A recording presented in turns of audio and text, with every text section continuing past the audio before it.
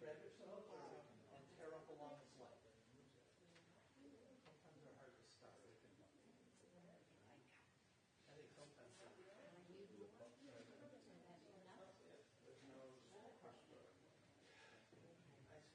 some of the old style we used to have to cut them. These new styles are supposed to tear. I swear sometimes they use them on purpose. All right, you want to take your seats?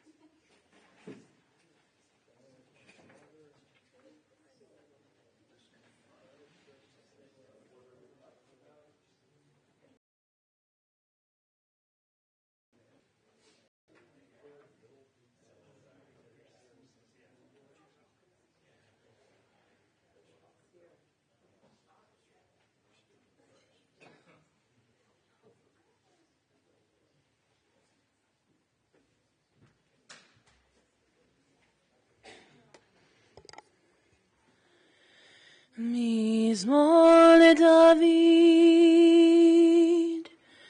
אדוני רואי לא אחסר, בנאות שירביצני, על מי מנוחות ינהלני. נפשי ישובב, ינחני במעגלי צדק, ינחני במעגלי צדק, למען שמו. גם כי ילך בגיא המוות לא ירא, כי אתה עמדי, שבטך ומשענתך המה ינחמוני. תערוך לפני שולחן נגד צורריי, תשענת השמן ראשי, כוסי רוויה. אך טוב וחסד ירדפוני, כל ימי חיי, ושבתי בבית אדוני לאורך ימים. אדוני רואי לא אחסר, אדוני רואי לא אחסר.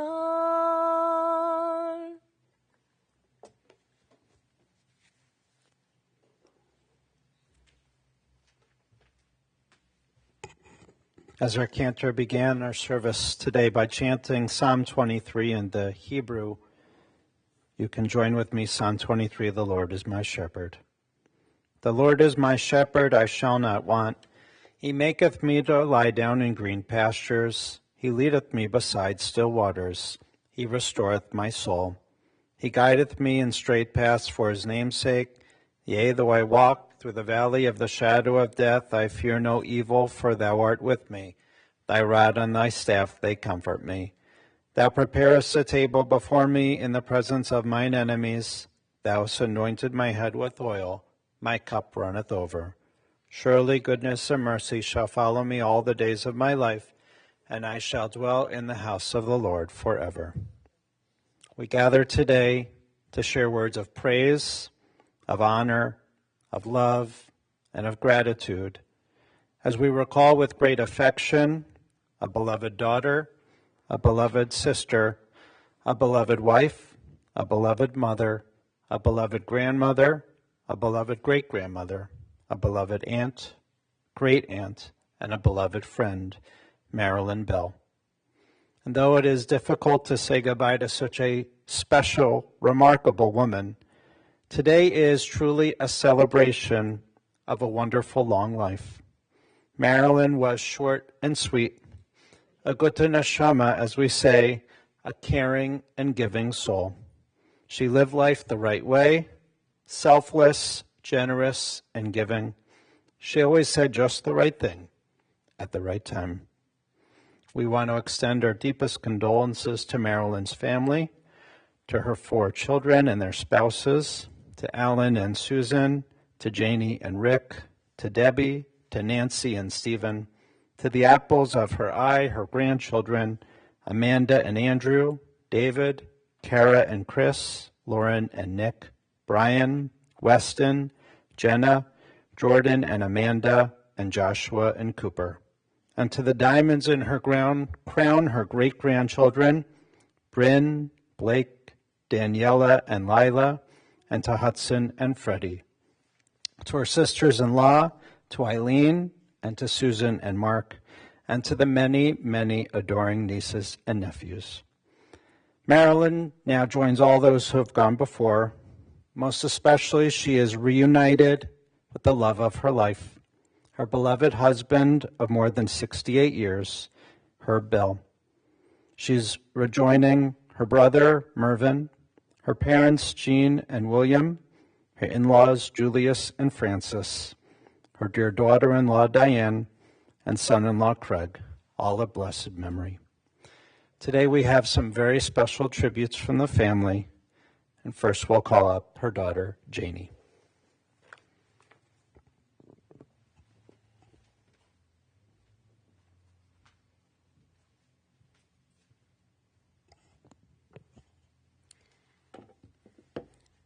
Thank you all for being here, and we have so many people who couldn't be here. They're in our hearts, and we know many are watching. Mom had a long, hard end to a beautiful, blessed life. Her entire family and friends have been mourning the slow loss of Mom for a very long time, but today gives us an opportunity to talk about the mother as we knew her, the one we'll forever love. She was the best mom. As everyone knows, she was warm and kind and loving, and she shared goodness with family and friends and even with strangers. I told this story last night, but I'm going to repeat it. Mom had this enormous purse that she carried, and everything was inside of it, anything anybody needed, and she saw someone at the airport who needed her help, and she walked over to them and said, "Can I help you? You seem to be dropping things." And out of her bag, pulled a bag, out of her purse, pulled a bag, and filled it with their stuff and helped them. And that's just who she was, help for anyone who needed it. She had the best smile. She made people feel good and safe and comfortable. Her home was always open to her friends, and she was always welcoming to our friends, and they always felt her love. One of my close friends described her as the ultimate mother, the one everybody wanted. She devoted her life to her family, and Mom gave selflessly. She willingly gave up time with our father so that he could be devoted, give time to his patients and the advancement of his field of medicine and to the synagogue. And that was a great sacrifice because her very happiest place was right there with my father. She didn't earn a salary for her work as a mother or a volunteer, but the world benefited from those jobs. She taught her children to be strong, independent people who also learned from both parents how to be kind and good. And it's not a surprise that we all picked careers where we were giving to other people. She made sure that we knew, above all else, the value of family ties, and we promised the folks that we would stay closely connected, and we are. The family vacations we took are ongoing, and our children and our grandchildren will know each other because of the example set by our folks. We learned time together was the greatest gift of all, and we hope to pass that on. Mom gave in a selfless manner to so many causes, and when we were young, she volunteered for many things, but she also volunteered at that time to go around to different houses collecting for whatever charitable cause she wanted to support, and there were many.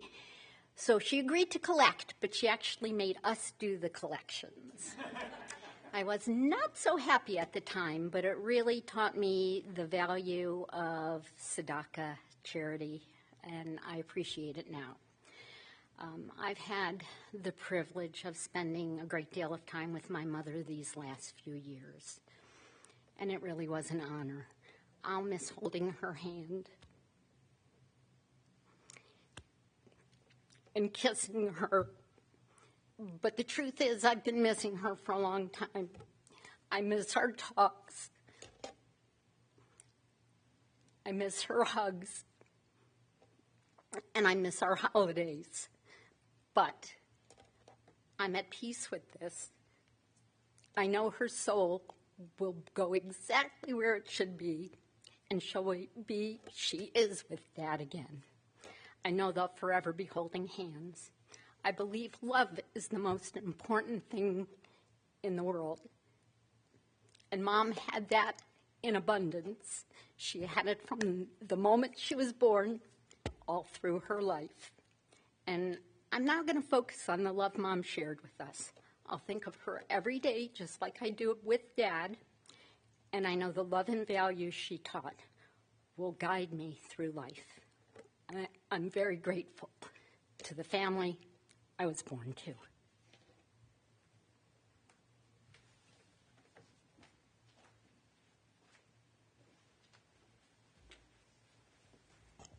Now we'll hear from son Alan.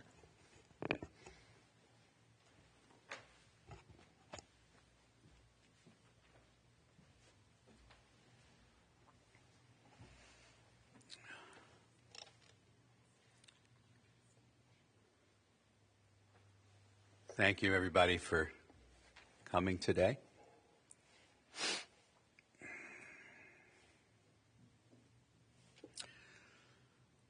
I will always love and miss my mother, of course. Her major characteristic in life was her warmth and kindness, as Janie mentioned. She was really the quintessential wife and mother of the 1950s, 1960s, 1970s. But she was much more than that. She was dedicated to our dad above all things. She took care of him completely, and it freed him for his professional activities and other activities, dedication to the synagogue and various committees. She took care of us. She taught us to be good people, to be kind and loving people. She always provided emotional support for all of her children and her friends. She was a great sounding board for Dad and for us. As the rabbi said, she always knew how to say the right thing at the right time. And she always helped me know how to say the right thing at the right time. She was welcoming to her children's friends, and she was a wonderful grandmother. I want to put in some anecdotes. My earliest memory, well, maybe my earliest memory shouldn't be discussed, but my next memory was when she was pregnant with Janie. And she used to take me into this department store. And in the department store, we went to this section where there was a crib, and there was a very large life-size baby doll in the crib. And the doll's head was flexed forward and sort of up off the bed, and I kept pushing the head down. And she said, when you have your sibling, because at that time we didn't know what the sex would be, you're not going to do that. You need to be gentle. You need to be kind to your baby brother or baby sister. I had a stuffed monkey toy, and the toy wore a T-shirt with its name on it. Its name was Zippy. And when Janie was born, she gave me a baby bottle to feed Zippy. And I used to jam it into Zippy's mouth really hard. And she taught me not to do that because I wanted to feed Janie. I think I remember that she let me feed Janie at some point in time. I had the privilege of having her to myself for 3 years. And I do remember playing with her.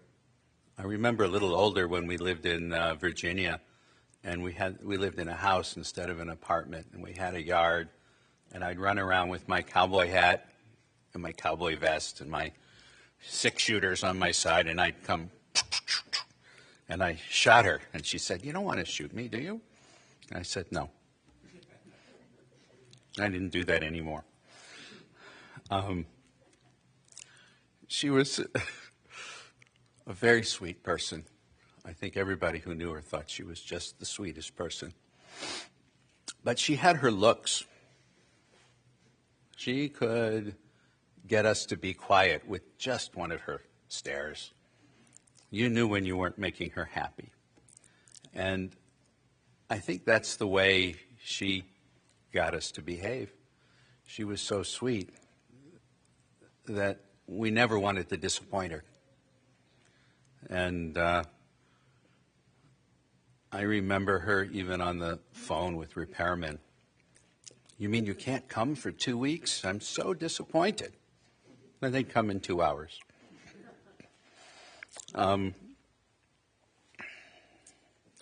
We used to go on family vacations. We'd be in the car, the 4 children stuffed in the back seat, and Mom and Dad in the front seat.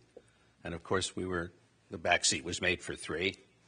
As we got older, there wasn't really enough room, and there was a lot of jostling and a lot of fighting, and she'd be looking straight forward, and she'd say, "Stop doing that, Janie and Debbie."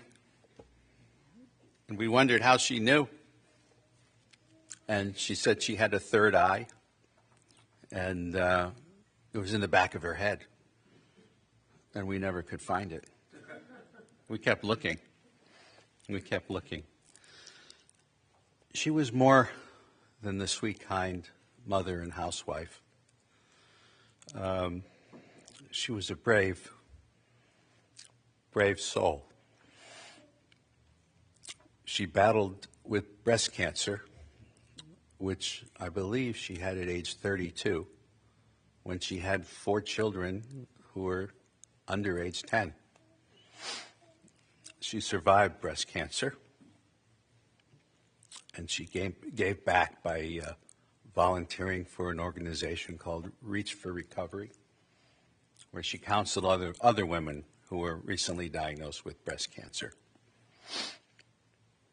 As Janie mentioned, she was involved in a number of charitable organizations. There were some tragedies in the family that she was very, very helpful with. Her granddaughter, my daughter Amanda, was ill at age 8 with leukemia, which she survived. And she's here today. And her grandmother would come from Cleveland to Boston with her grandfather. And then she stayed with us for 3 weeks without him. She never liked to leave his side. but she came and stayed with us because we needed her help. We needed her help so that Amanda's brother Dave didn't feel neglected. He was 5 at the time, and she would stay home with Dave, but she'd also spell us some at the hospital, where Amanda was in for weeks at a time, so that Dave wouldn't feel neglected.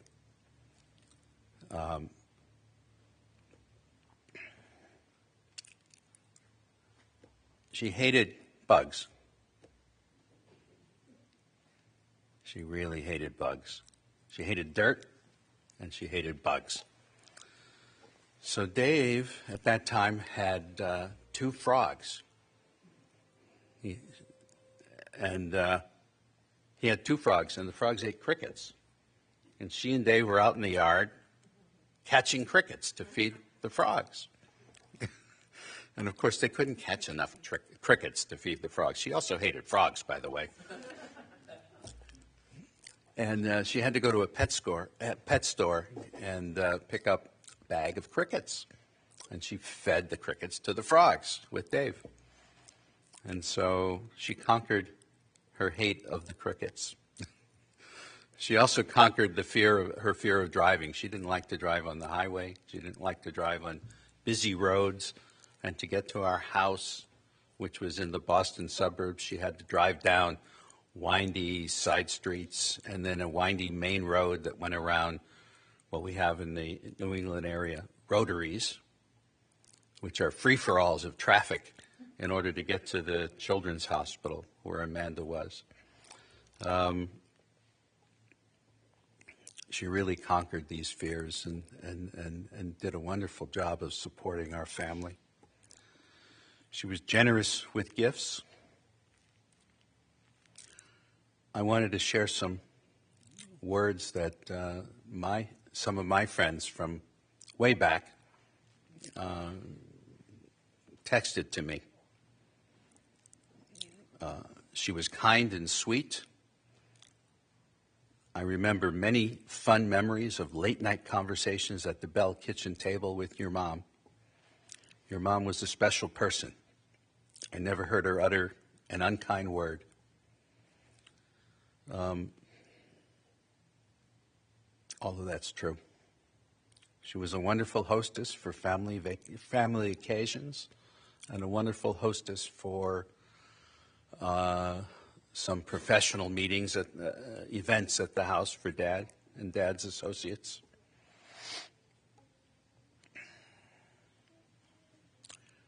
We were all so fortunate to have her as our mother, and she will live with us in our hearts and in our heads from now on. I love you, Mom.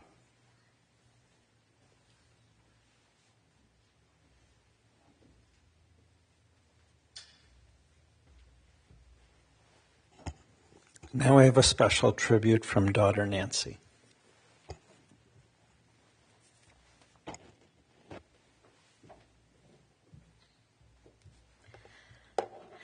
These 2 are 2 hard talks to follow, but I'll do my best, and you'll probably hear some of the same things that have already been said, but Mom deserves it because her essence is so great. Mom, sorry, I've lost my notes. Mom, you have been through so much in these last years, and you're finally free. I imagine you and Dad holding hands, so happy to be reunited. Last night, when I was trying to sleep, I heard the roar of thunder and the sound of pouring rain. I couldn't help but feel it was the heavens crying out in joy that you are there. Maybe even wearing a rain bonnet that could always be found in your purse. Mom, as Alan and Janie have said, Mom was a wonderful mother and a wonderful grandmother. So loving, caring, and generous to all she encountered. I had to repeat that because, like I said, that deserves repeating and repeating and repeating. She was so wonderful. And we all just adored and loved her and still do. She was a good, kind-hearted person to everyone. So much of who I am and who my siblings are is because of her. Here are a few stories from my growing up. I was also lucky because I had Mom all to myself after Alan, Janie, and Debbie went off. And Dad was there, but he was working really hard and long hours. So I got Mom to myself, and I loved that. So I figured something out. In 1971, some of my siblings were still in the house, but Mom wanted to take me to see Fiddler on the Roof. And like Alan said, she didn't like to drive, and she really did not like to drive on the highway. So we got in the car, and we drove and drove and drove down dirt roads, and it seemed like forever. I was 9 years old, so maybe it wasn't that forever, but it sure felt like it. And we finally got there, and we saw Fiddler on the Roof. And I know this was a big deal for my mom, because she braved those roads and got us to the movie. When everyone was out of the house, and I turned 16 years old, my mom threw me a surprise birthday party. It was during Passover. So if anybody remembers what those Passover treats used to taste like back in the day, they were not so tasty. But Mom made that day so special. She made a Passover milestone birthday so sweet and so special, and I'll always remember that. Mom was always there with a smile and encouragement. If I was away at college or graduate school or even at home in New York and we were talking on the phone and she could tell that I was upset, she would say, "Let me see that smile." And a smile would always come. And talk about smiles, Mom had a great one, and I loved to hear her laugh. I loved when she got silly. A favorite memory was during Thanksgiving one year. My family and Janie's family spent almost every Thanksgiving in Cleveland. One year we were playing around with an app that changed the way we looked. It stretched us. It shrunk us. It made our faces distorted and change shape. And we were hysterically laughing. It was so much fun to do with Mom. And we still laugh when pictures resurface, just like we did the day it happened. And as Alan and Janie said, family was always so important to Mom and Dad. And they taught us so many lessons about love, being there for family and for friends, and always supporting one another. They loved nothing more than to be together with their children and grandchildren, and made get-togethers happen in so many special ways. Mom, I want you to know that will continue. It's ingrained in us, and it's important to us to continue to get together. We will do that. No matter how far we are away from one another, we are very close and will always stay close. We love each other, and that's a tribute to you and Dad. So, Mom, now it's time to be free, to see all those that have passed before you, generations that we miss so much. Please tell them we love them and miss them, and think of them always just as we will you. Please give Dad an extra special hug. Who you are at the core will live on through your children and the generations that come after you. I love you so much, always and forever. Thank you all for being here. Rabbi and Cantor, thank you so much. Cantor, your singing is so beautiful.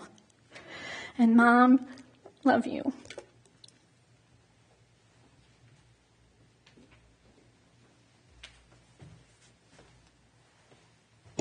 Now we'll hear a special tribute from granddaughter Lauren.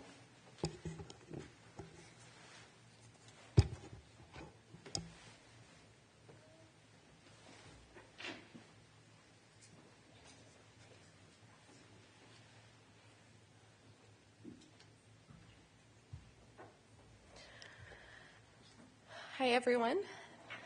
Thanks for being here. I'm probably going to say some similar things as my Aunt Nancy mentioned. For those of you I may not know, I'm Lauren, Janie, and Rick's daughter. My grandma was a steady, loving presence, full of warmth, strength, and pure goodness. And the bond we shared is something I'll always cherish.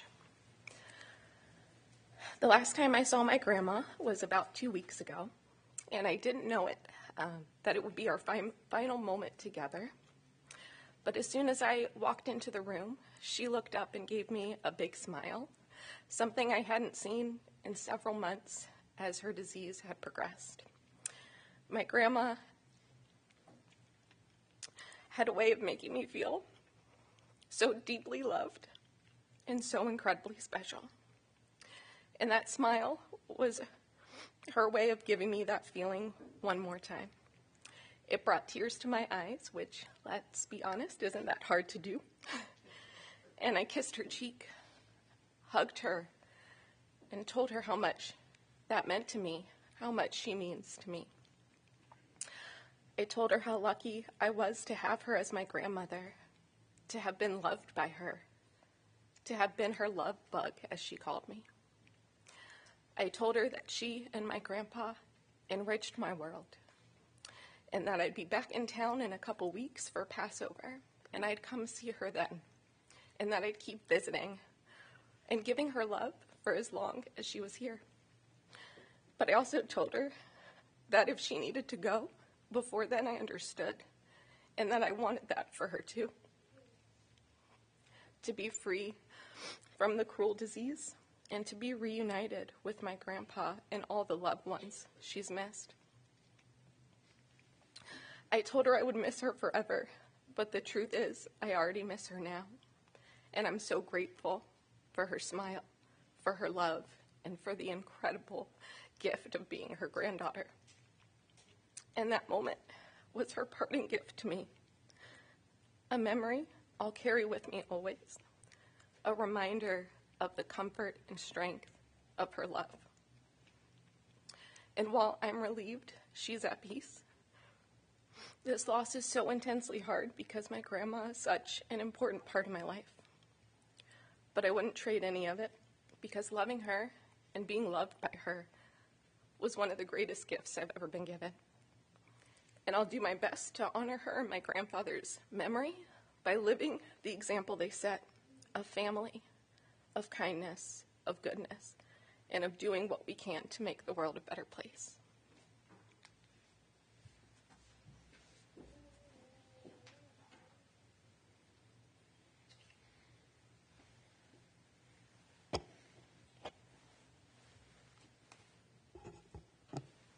We'll call up Brian and Rick for a special reading.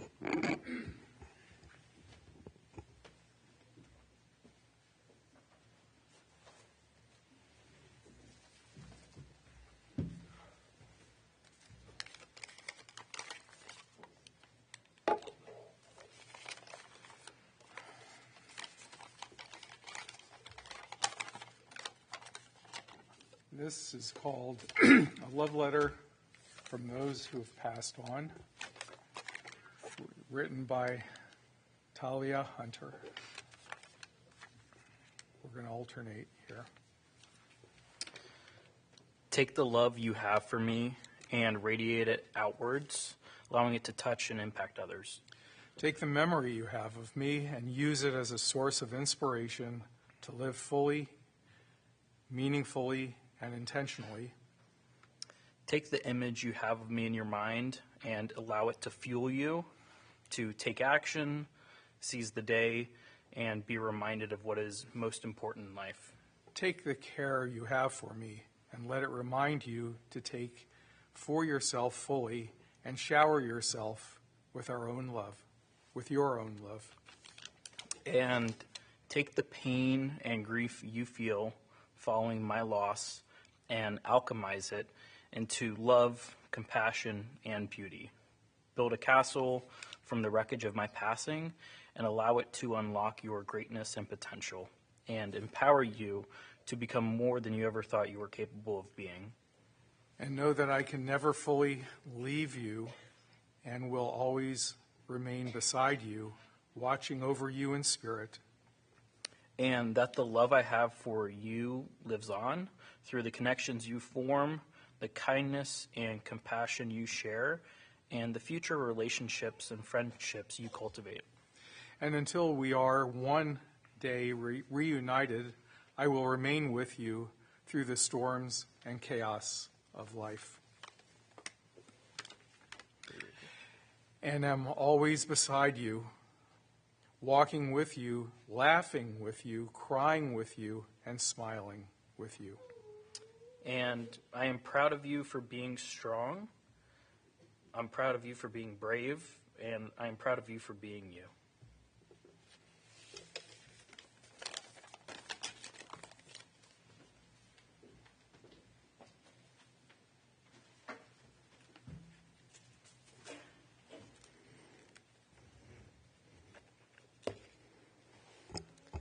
In our Jewish tradition, every Friday night at the Shabbos table,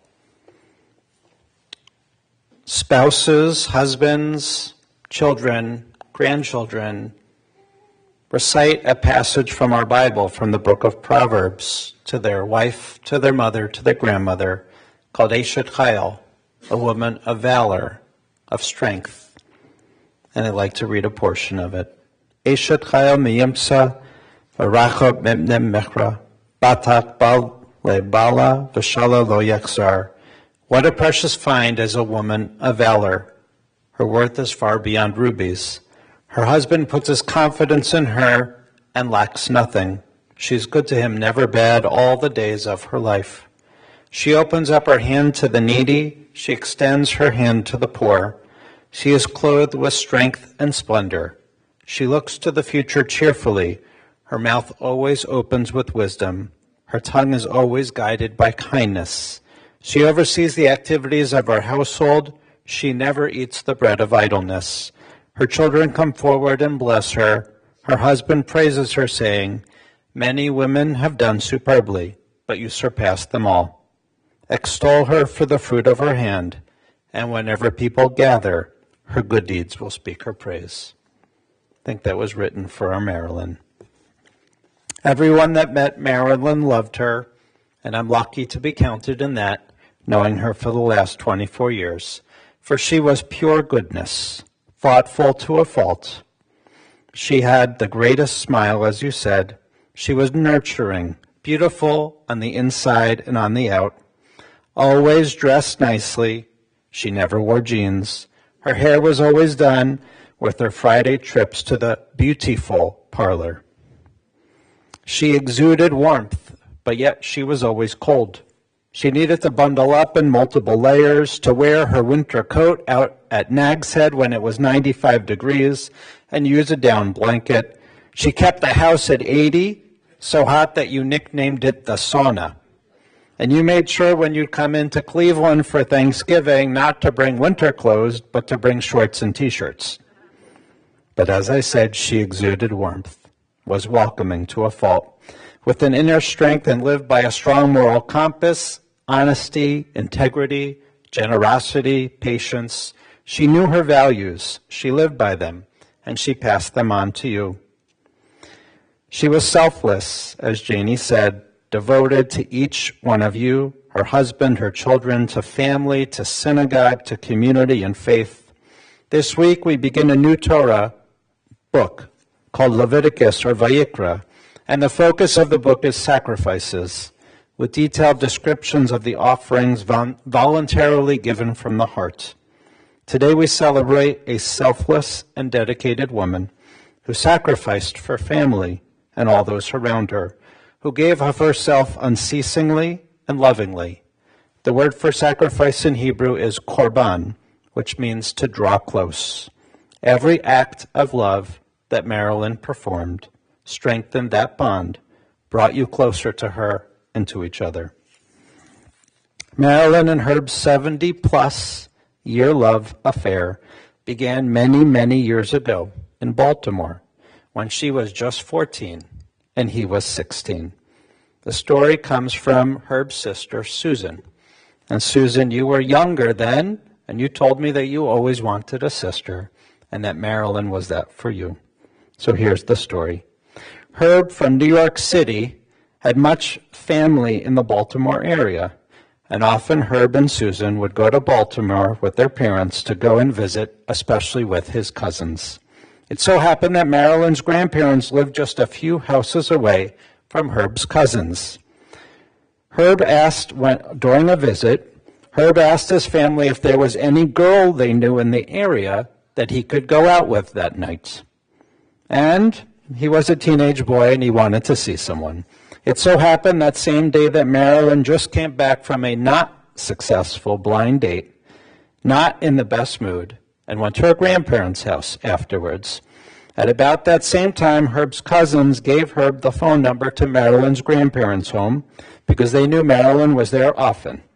So Herb called the house, asked Marilyn to go out that night, but she said she wasn't interested. She just had a bad date and she didn't want to see anybody. Well, it didn't end that moment for Herb. He didn't take no for an answer. He walked down the block to Marilyn's grandparents' house, knocked on the door, and to her surprise, the boy that had just called was standing right in front of her. Her hair was in rollers. She opened the door. He said, "I'm Herb, and I want to go out with you."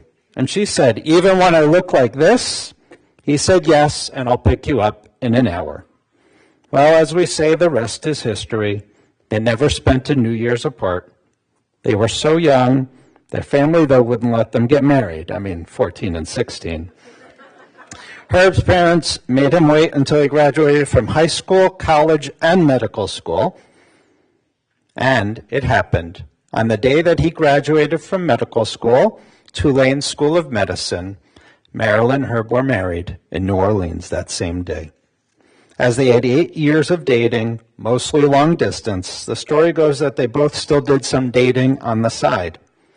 Usually Marilyn would make her dates take her to the post office, where she would mail love letters to Herb, or packages including a birthday cake that her mother made for Herb. And if Herb came down to Baltimore for the weekend, but she had already arranged for a date for herself, she would set up Herb with one of her girlfriends, but never the pretty ones. And when the family was cleaning out the house recently, they found a very special box with all of their love letters during their 8-year courtship. Herb and Marilyn were truly in love until the end. You'd always see them holding hands, hopelessly romantic, an incredible model of loyalty, love, and devotion. Mom would tell the story, this is what we said years ago, that all those boys she dated would profess their love to her on the first date they had with her. She never understood why, but it was your father, Herb, who didn't say "I love you" until he actually meant it, and then he said it every single day till the end.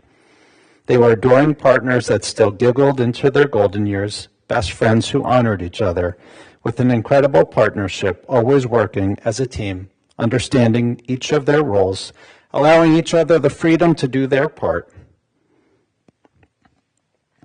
Herb would always give credit to Marilyn for all that he accomplished and for the family. Marilyn was down to earth. She cared more about people than things, about shared experiences, and more than material possessions. The kids told me growing up that if they really wanted something special for their birthday or Hanukkah, your parents wouldn't just give it to you. First off, you had to really want it, so they delayed the gift for a time period until you could really say, "I really wanted it," and it wasn't just a fleeting need. And then they'd make you pay for half of it, ensuring a strong work ethic in you. And it was usually a combined Hanukkah and birthday and everything else, with you contributing 50% from your earnings. You heard about the ultimate mother and grandmother that she was. For all the grandkids, the house always felt safe. You were free to explore, to dance and play music. She let the grandkids do whatever they wanted. You'd giggle together and be very silly. Time with her was always so special. She wouldn't plan out every moment of a visit, leaving time just to be together or to get manicures together. She'd go through her closet and find something special to give to you, or she'd send you newspaper clippings about something that you were interested in. She'd make you your favorites when you came into town, and when the great-grandchildren were born, she was so exciting to learn the news of the growing family, hoping to get the opportunity to hold the babies. And for the in-laws that joined the family, you were not in-laws. From the first moment she met you, it was love, and you were part of the family. Marilyn always had a fully stocked pantry, always enough to feed anyone that came through the door. Your friends, your family's a great cook and baker. She always made beautiful holidays, hosting the entire family. Known for her Thanksgiving stuffing, her Lakshan noodle kugel, the best mandel bread, the apple cake. You just said the apple cake. You didn't even say any more description. Barley and potato soup, the best latkes, mishmash, overnight omelets that she learned from Janie, the famous Jell-O mold, brownies, and so much more. Always a beautiful table with lots and lots of delicious food that she'd often bake with her grandchildren and even the greats while she could. She made every occasion special. She never forgot one. She'd always write sweet and thoughtful notes, which were a special keepsake, a reminder of her love for you. A chocolate lover, it was a genetic trait that she passed down to all in the family. You heard how she was a collector, and beyond family life, she was, you called it a professional volunteer. In addition to counseling through Reach to Recovery, she also served on the Women's Auxiliary Board of Huron Road Hospital, treasurer of the Women's Guild, room mother for each of your classes during your school time. She was a devoted member of our synagogue, B'nai Yeshurun, for so many years. She was a leader in our sisterhood, a co-advisor of our synagogue youth group, along with your father, and on our school board. We are grateful to Marilyn and Herb for the longtime leadership, truly a pillar family of our congregation. Herb was a lifetime trustee on our board, and Marilyn and Herb were honored at our tribute dinner in 1995. In our shul, they were both sought-after leaders for their wise counsel, for their generosity, their advice, and support. They embodied the essence of our synagogue and our synagogue's values. The last few years she was living in Columbus near Janie and Rick, known there simply as the Queen, for how she made everyone feel good, for her kindness, her warmth, and goodness, which remained until the end. She truly had a beautiful life, which we will celebrate today and every day. She lived with dignity and grace, was selfless, and you, each of you, selflessly devoted yourself to her, just as she selflessly devoted herself to you. You always made sure that she was cared for, that she was the matriarch of the family, and that her name will always bring a smile and inspire all to live with kindness. She was a woman who was known for her long goodbyes. Whenever you were getting ready to leave, she had to make sure to say goodbye to every single person. It often took hours, and perhaps that's why our Marilyn held on so long. And today we will say our last goodbye. May her memory only bring blessings, and we say Amen. We'll rise now as our cantor will chant the memorial prayer.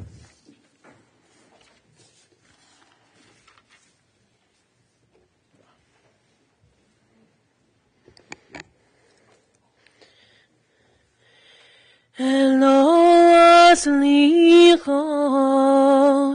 Chanun verachum verachapayim verav chesed, Hamsei chaparat pesha, ve'akravat yesham necha nechona, Tachat kanfei hashchina, V'malot kedoshim udarim, Kezar arakia, Mazhirim,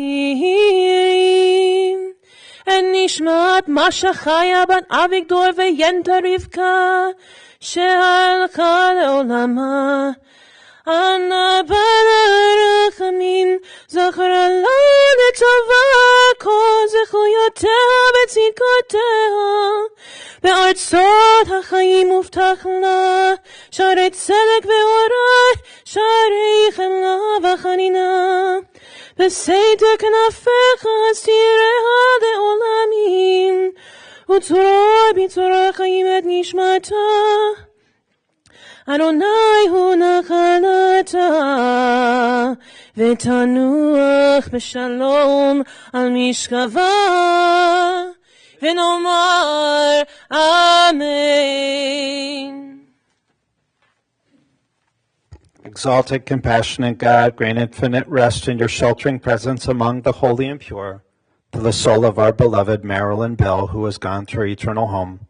Merciful One, we ask that our loved one find perfect peace in your eternal embrace. May she merit the reward for living life the right way, with kindness and love. May her soul be bound up in the bond of life, and may she rest in peace. And we say, Amen. We can be seated. Following the service, we will continue with burial at Chesterland Memorial Park, B'nai Yeshurun Cemetery in Chesterland.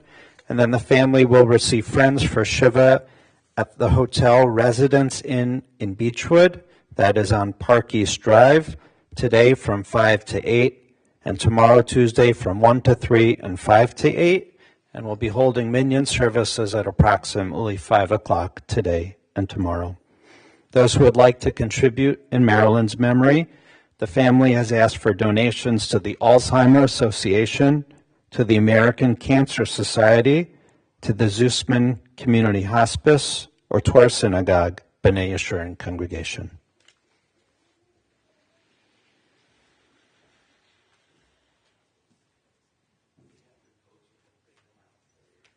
Any of you who are going to act as pallbearers, if you kindly come forward at this time.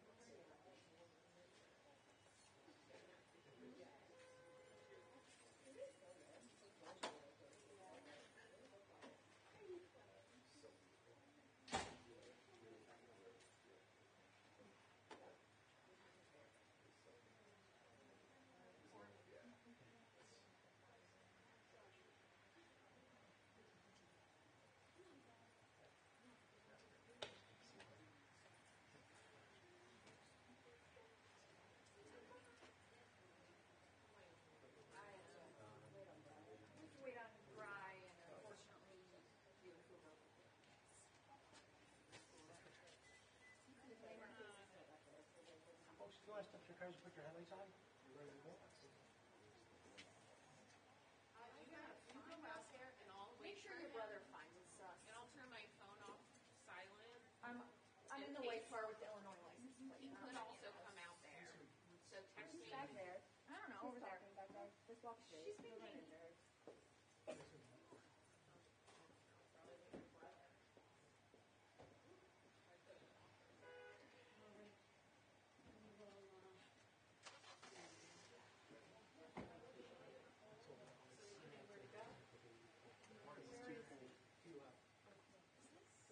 That was not Frank. Thank you, Jake.